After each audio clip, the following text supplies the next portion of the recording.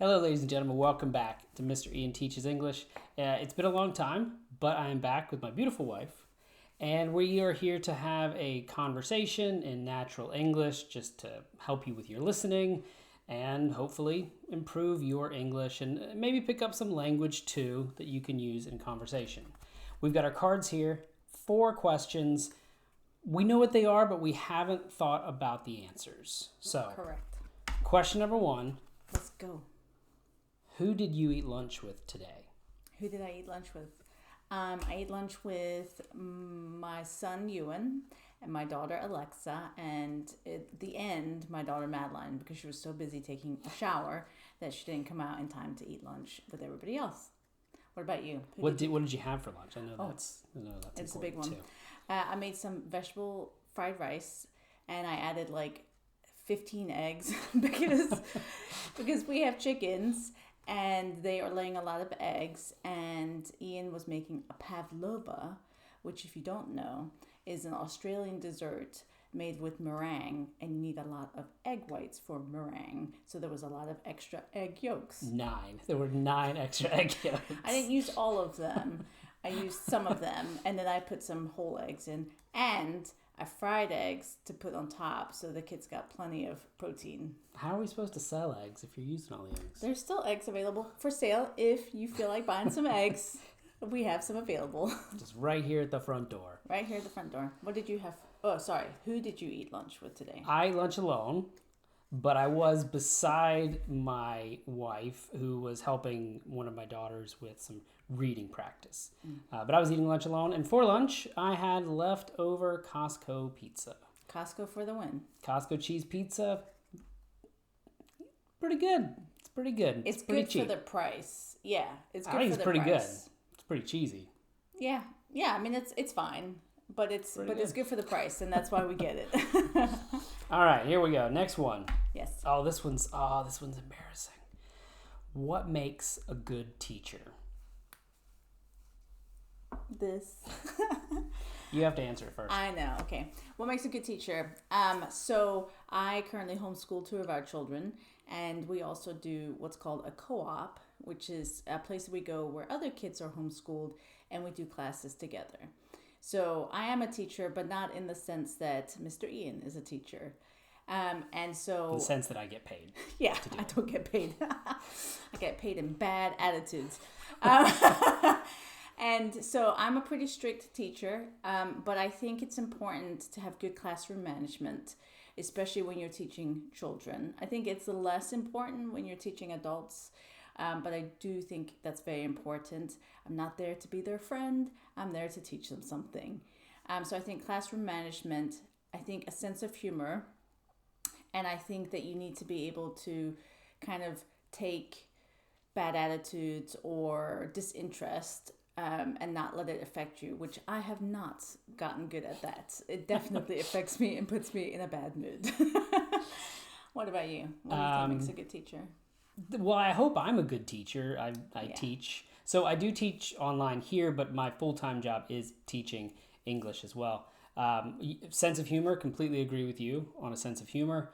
I think connection with the students. I teach adults, and so it's important to connect with their lives and figure out what their goals are and really genuinely care about them. I also think expertise is really important. Yeah. So when I started teaching English, I didn't know as much as I do now. Hopefully I know more. If I make mistakes, though, let me know. But You're wrong, but you can let him know. You're not supposed to say that part. Sorry. But yeah, just try to be an expert in what you do and then care about doing it. I think it's a big deal. That's a good answer. All right, I'm saving that question.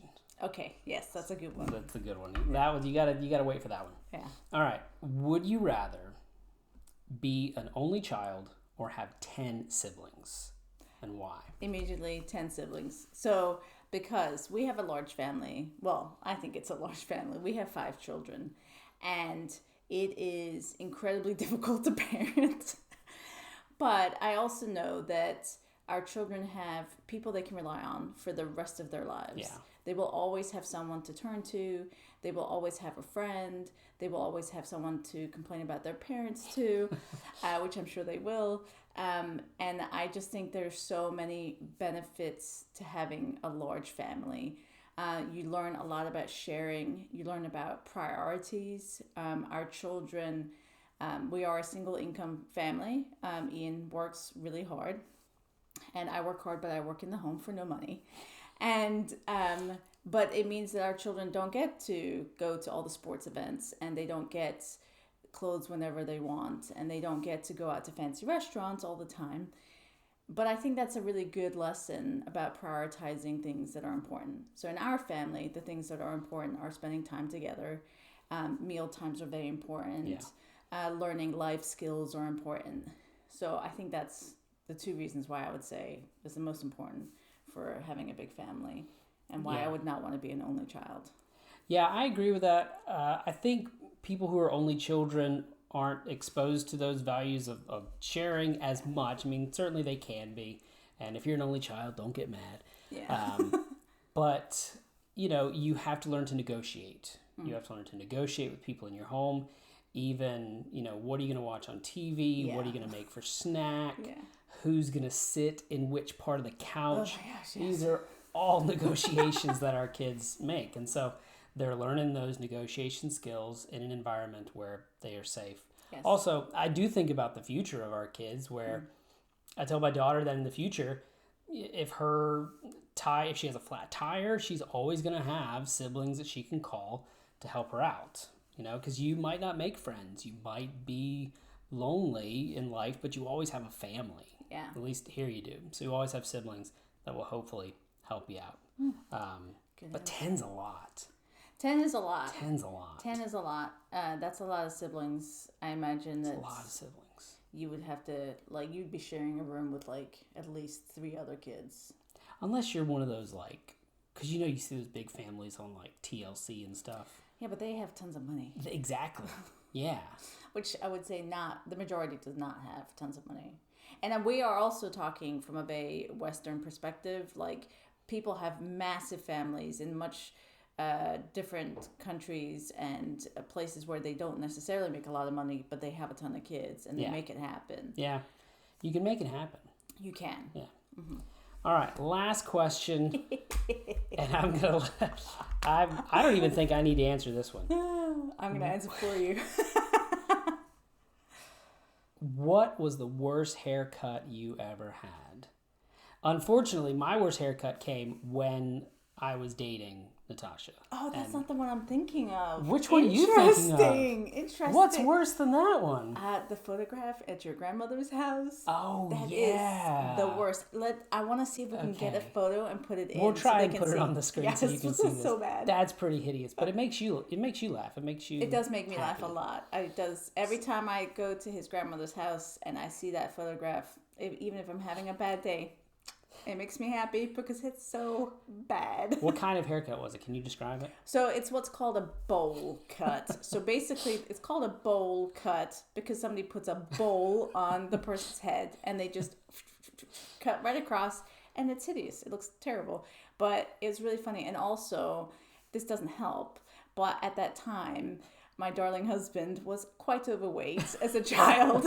And that plus the bowl cut, it's the epitome of terrible haircut. And I Could love you it. imagine if somebody showed you that picture when you were teenagers, you're going to marry this man? No, I mean, I would have been not a chance. So my worst haircut actually was when I was a young teenager.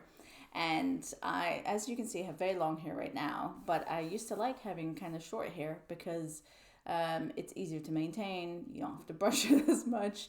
And I got a short haircut, and the day I got it cut, I went out to see some friends, and they were like, "Oh, your hair is different," and they were like, "You kind of look like Barbara Streisand," which was very rude of them because I was 12 and Barbara Streisand was 60 at the time.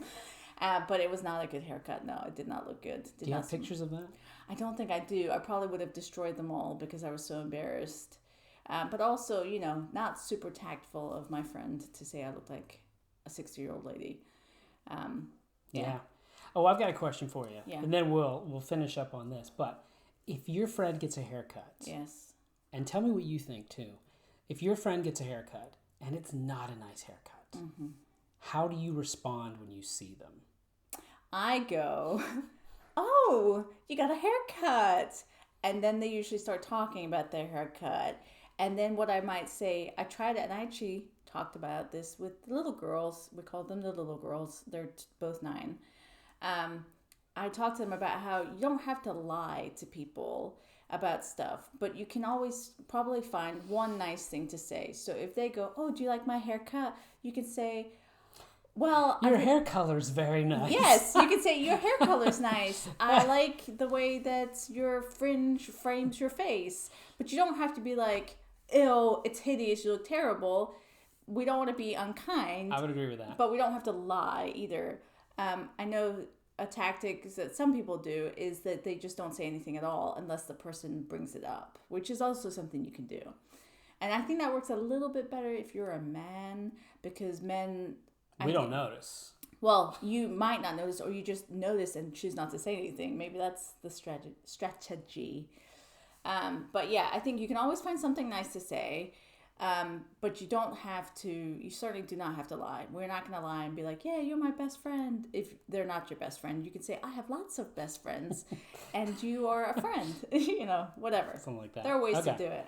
All right. Do you want to talk about your haircut, or did I talk enough about it? No, that's perfectly fine. It's funny. I'll try and find a picture of the haircut I was thinking of, which was pretty bad. That one was bad too. You that one was bad. That? No, not really. Yeah, let's do it. Let's talk about it. Well, so I went up the street to get a haircut. It was awful.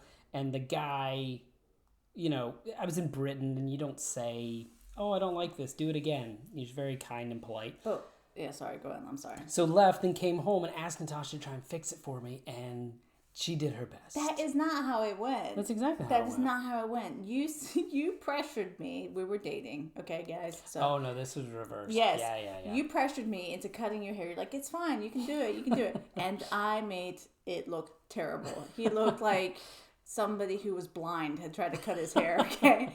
So he went up the road to the barber and came back, and honestly did not look that much better. So, yeah. Oh well. Oh well. Anyway, well, hope you enjoyed this. Would love to hear your responses to these questions in the chat. Let us know what kind of experiences that you've had that you want to share with us. Also, we're looking forward to making more of these videos. So if you have questions that you want us to answer, let us know. Other than that, there's a lot of these videos, if you enjoyed them, maybe 10, 12 conversation videos where you can practice. We did look younger in those, but what are you going to do? Anyway, we have 5 kids and we're tired. Okay. Very tired. Anyway, thank you for your time, everybody. We'll talk to you soon. Bye.